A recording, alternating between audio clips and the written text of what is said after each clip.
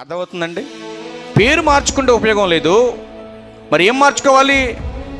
ప్రవర్తన మార్చుకోవాలి. ఏం మార్చుకోవాలి? పేరు మార్చుకుంటే ఉపయోగం లేదు. మరి నువ్వెందుకు మార్చుకున్నావు అయ్యగారు అనొచ్చు నువ్వు. మరి నువ్వెందుకు మార్చుకున్నావు అంటే, ఇప్పుడు యాకోబు అని పేరు పెట్టుకున్నావు. యాకోబు అంటే ఎవరు? 12 గోత్రాలకు హెడ్.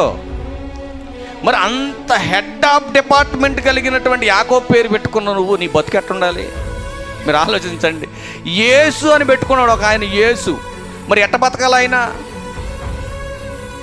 ఆలోచించండి ఒకసారి. ఏమంటే పేతురు అని పేరు పెట్టుకున్నాం, మరి ఎట్ట బతకాలి? ఎట్ట బతకాలి? పేరు తగినట్టుగా బతకాలి. పేరు మార్చుకుంటే సరిపోద్దా? ప్రవర్తన మార్చుకుంటే ఇంపార్టెంట్ అండి. దేవునికి ఇష్టమైనటువంటి భక్తి పేరు మార్చుకోవటం కాదండి, ప్రవర్తన మార్చుకుంటేనే దేవునికి ఇష్టమైనటువంటి భక్తి. ఇష్టమైనటువంటి భక్తి చేస్తున్న మనం ఆత్మీయతను మనం ఏం చేసుకోవాలంటే కాపాడుకోవాలి.